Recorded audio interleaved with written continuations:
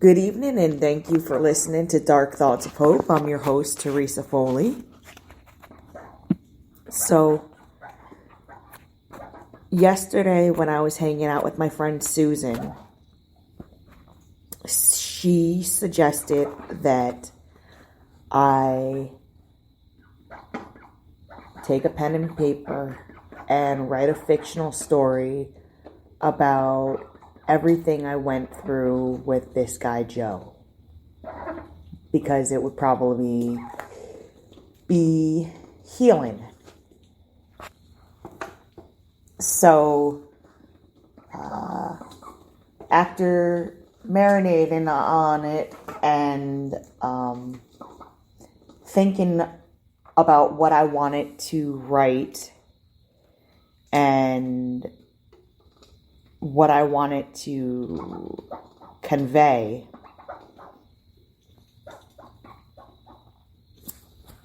I started writing my, official second book. And I want to read 2 chapters from it on here to get an idea of what my potential readers would think of it as a work of fiction. So, without any more introduction, here is chapter 1 of Abandoned. Present day, Sarah's point of view. Amelia, you were there since the beginning. Tell me, what happened? Why did he leave? Why didn't Christopher love me? I ponder out loud as we stand in the woods, taking a long hit from our joint. She passes it to me. Amelia and I have been friends since 2007. We met working overnights at Target. And that's where I first met him. The moment my gaze fell upon Christopher Bernard, I fell hard and quick. Truth is, I never stood a chance. His smile and the sound of his voice intrigued me and awoke my curiosity.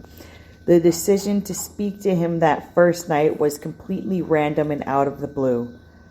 God, I remember our conversation for the first time as though it were yesterday. Flashback. Break time. Clock out and we'll see you in a half hour, announces our boss, Ron. And almost immediately, Amelia and I stop what we're doing. Oh, thank God, I think to myself as we make our way towards the break room. Ahead of us, I hear Ron boast, "Hey, Christy kid, I didn't know you were working tonight. How have you been?" Chuckling to myself at the nickname, I wait for Ron and this guy I've never met before to stop talking.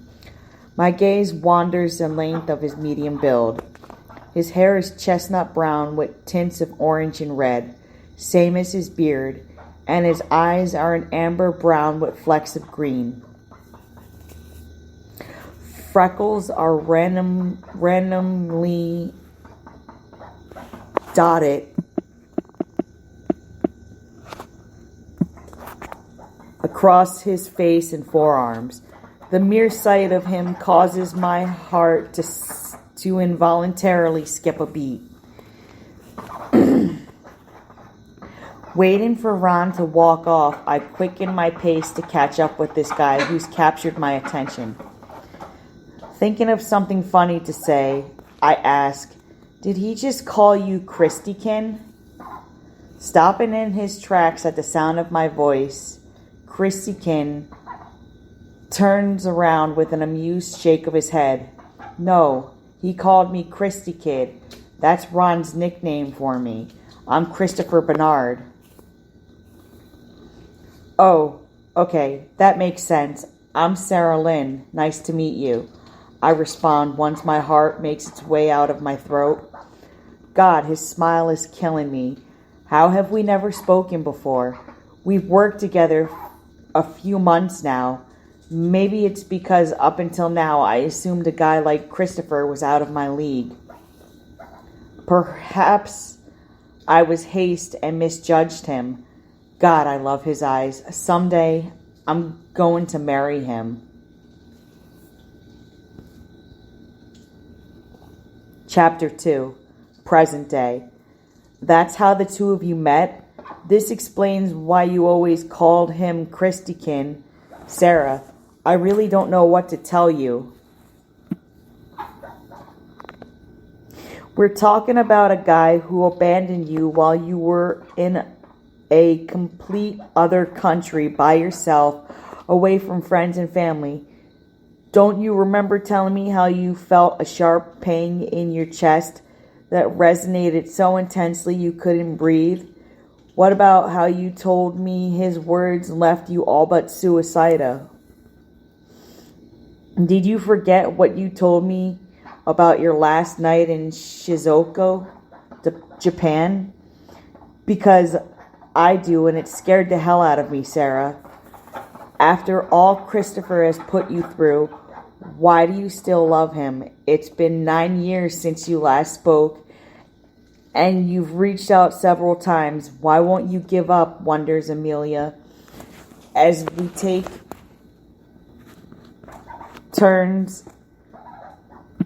smoking the last of our joint. Her question stings and I flinch. While I know Amelia meant no harm, her words cut me. If only it were that simple. I know Christopher is a jerk, but I love him, Amelia. I don't know why. It doesn't make sense. I just do, I admit in a quiet voice.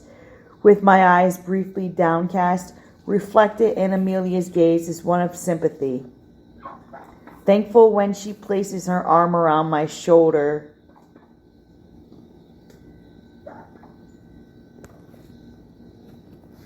I return the hug. Sorry, I'm rewriting as I go. Flashback. Our first date. You took me to see Inception? Really, Christopher? Really? Of all choices, that's what you chose? Come on, I poke in a teasing manner as we exit the theaters. It's after midnight. Whenever Christopher and I catch a film, it has to be the last showing. It's fun being the only ones in the theater. No one to ruin the show, but seriously, Inception? God, that movie irritated the hell out of me. What? Oh, come on. It was not that bad, Sarah, defends Christopher, as he follows me to his car. Unlocking the doors, the two of us climb in and buckle up. Sure, the movie wasn't terrible, but how in the world does it take an entire film for a van to plunge into the water off a bridge? Christopher tried explaining the logic. I wasn't buying it, though. Seems unrealistic in any reality. Sure, it was entertaining, I'll give you that, but I stand by my statement. It does not take a van that long to plunge into the water. Don't believe me? Let's get a van and test this theory out. You drive, I quip in my usual warped and awkward sense of humor. This causes us both to burst. Sorry, I'm editing. Into laughter. One of the reasons I love Christopher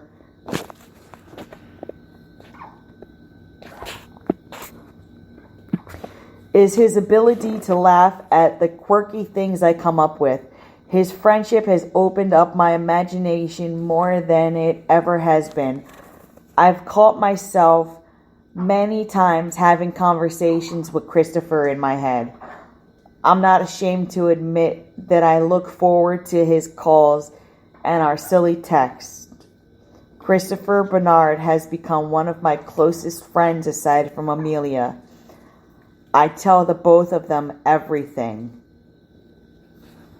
Okay, so I'm going to stop there. I don't want to ruin too much of the book.